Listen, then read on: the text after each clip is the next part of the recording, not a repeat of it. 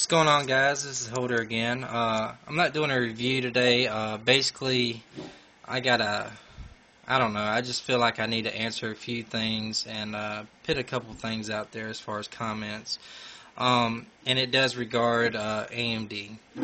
Basically, in a review, I showed you what processor I'm using, which is the 8-core 8120 FX processor by AMD. Now, I've been looking all over YouTube as such as other reviews and comments. Now, I stumbled across this one that really kind of ticked me off. The guy pretty much said that he had trouble overclocking his processor when he was doing. I guess he's pretty much a reviewer too. Basically, he said he had trouble overclocking and he didn't like it or whatnot. Is he a fanboy of Intel? He says he's not, but at the same time, you got your people that lie. So basically, like I said, I'm an AMD fan. I'm not going to hate on Intel because I've never used their product, never plan to. Now, here's the thing that I told you pretty much what he said. I've seen other comments as far as it does not perform well. Well, as you know, there again, I told you that Windows is actually coming out with a driver, to support this chip a little bit better than what it does, and it's going to make it perform better. If you have patience to wait for that, you'll be glad you did. Alright, now let me just play a quick clip of what this guy says. The first little piece right here is not going to last long. So I'm going to hit play. Onto the motherboard. This thing is not for the meek of wallet. What'd he say? This thing is not for the meek of wallet. Therefore, meaning it's going to cost you a goddamn fortune. Let's play just a little bit more. Let's see how much it's going to cost. CPU is going to hit the market at about $1,050. Do what? $1,050 for what? Let's see what kind of processor we're talking about here. Intel i7 3960X Sandy Bridge E, standing for Extreme, 6-core processor, 3.3 gigahertz. To my understanding, AMD is a little bit ahead of that. 6 cores is pretty much old news. Yes, I know, 2 more cores, I mean, that's terrific, I understand. I love having the extra 2 cores. Yes, I know it's not best for gaming to have all the cores, because then again, games probably use possibly 2 to 3 cores at the most, and that's just about any product. Yes, I understand that, but I just love having 8 cores. It makes me feel that I have a better processor, but that's just my opinion. Let's just play a little bit longer so you can hear a little bit more about this. But I just want to say something right off the bat before you guys leave crazy comments. When I first bought my CPU a long time ago, I bought a Pentium, standard Pentium, 100 megahertz CPU. I paid $1,050 for it. Oh my God. $1,050 for a Pentium? 1,000 megahertz? Come on now. I mean, and when you're spending that kind of money, this is my whole point of this whole thing here. When you're spending that type of money on a processor, just think 2 years from the day you bought yours, or probably even a year, from a year to 3 years from you purchasing that $1,000 processor. Guess what? Intel or even AMD, it doesn't matter. You're spending that large amount of money, you feel like, I done bought something that's amazing. But it's not it's not going to live long, basically. It's not going to be the top dog forever. There's going to be a better processor that's going to come out. So why in the hell are you going to pay $1,050 for a fucking processor that's going to be no good to you 2 to 3 years down the road? Because there's going to be the latest and greatest, and you're going to want it. And let me guess, are you going to pay another $1,050 fucking dollars for another processor? I mean, come on. Now, like I said, this one right here, when I did my review on it on the 21st, it was $199. Let me pull up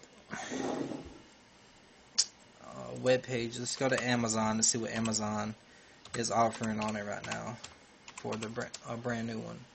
So basically, we're at Amazon. I'm going to type in AMD 8120 and it's still $199. So basically, let's click here, and you can see it's $199. It does include free shipping, so that's great. Unless you're going to do the 1-day shipping, you got to pay for that. But you can do their free shipping too. So you got that $199 compared to what he's saying, $1,050, $1,050 for a processor, a little square about that size. You're going to pay $1,050 for that. What can you do, honestly, with $1,050? What else can you do? I mean, hell, that's a down payment on a fucking car. Why would somebody spend that much money on a processor? I don't understand. To me, I would not go over $300 on a processor. That's just my personal opinion. Anything over $300, that's fucking outrageous. And I'm not saying I'm poor or anything, but I'm just not going to fork out that type of money. It's not going to happen. It's not worth it to me. And even if AMD came out with a processor over $300, you think I'm going to buy it? Hell, fuck no. I'd wait for the price to drop, if anything.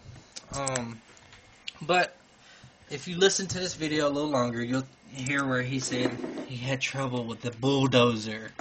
So that's a crock of shit. So I have to say that inflation is kind of being kind to us as the end user, because think about it. For that same money that I paid for that 100 megahertz processor, here I can buy the 3960 at the same price. How the hell is that any type of deal? You paying the same price that you paid for a processor so many years ago? How the fuck is that any type of deal? I mean, you guys leave your comments about it. Like I said, I know there's probably going to be some haters on this video, but this is, my honest opinion. I think it's outrageous to pay that much for a processor. But listen a little longer.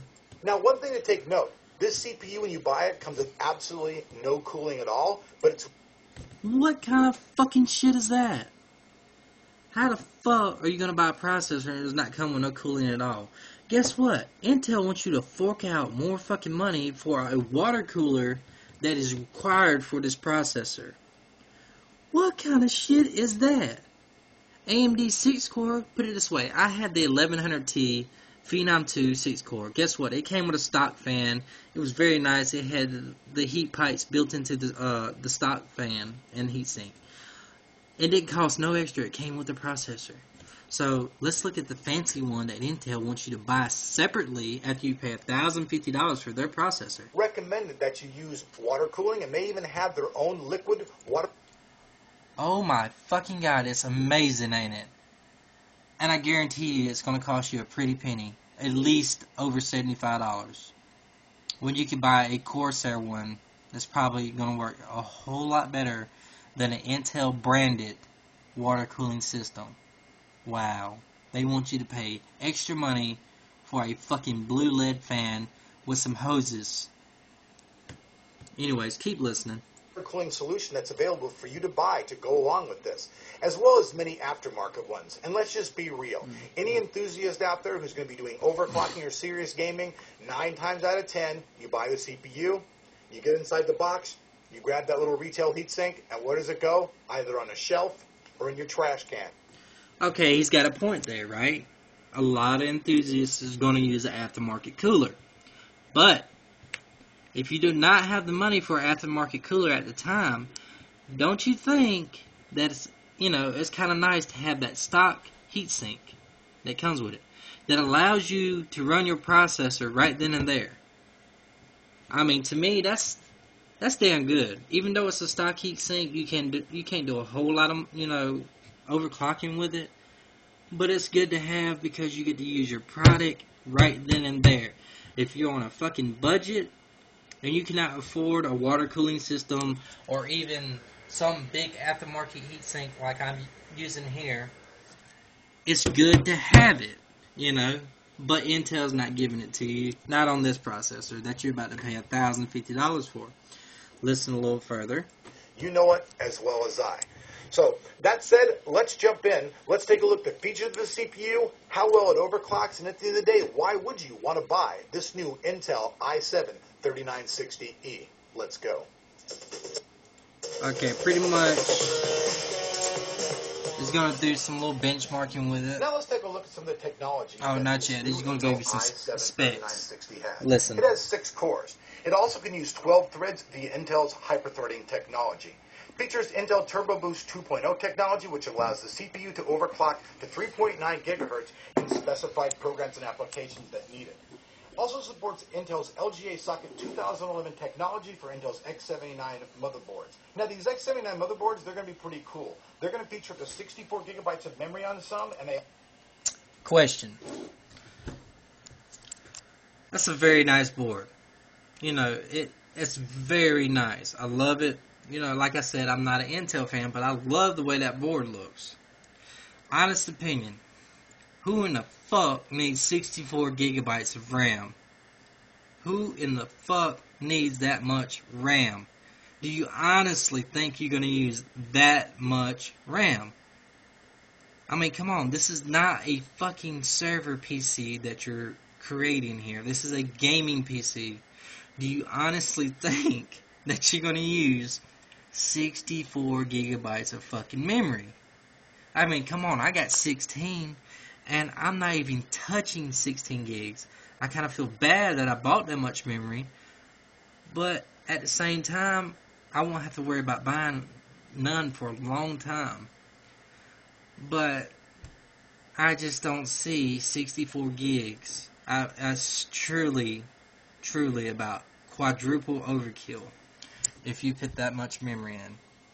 Also support the new 3.0 standard for the PCI Express lanes. Also, you have up to 15 megabytes of Intel Smart Cache on the CPU. It also features an integrated memory controller that features a whopping 4 channels of DDR3 1600 megahertz memory support. Most of the other motherboards started off at 1333. Also supports Intel's AVX and EX extensions and has 40 PCI Express lanes, more than any other CPU ever out. This will really help gamers a lot as it frees up things for SLI and crossfire configurations. Also supports SSE 4.1 and SSE 4.2 instructions. Now that you guys have seen all the features, first I want to show you guys how I overclock the CPU, and then we'll move on to the performance. One of the very first things that most enthusiasts and gamers always ask about is overclocking. Now, I tried overclocking that bulldozer when it came out, and I had absolutely no luck with it out of the gate. It was just terrible.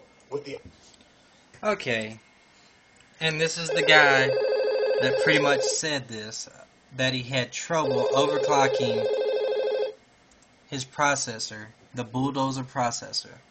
He had no luck with it. That's terrible. Must be an Intel fanboy. But I let you guys hear pretty much everything I needed y'all to hear. Y'all leave me some comments. Let me know what y'all think. Thanks for watching.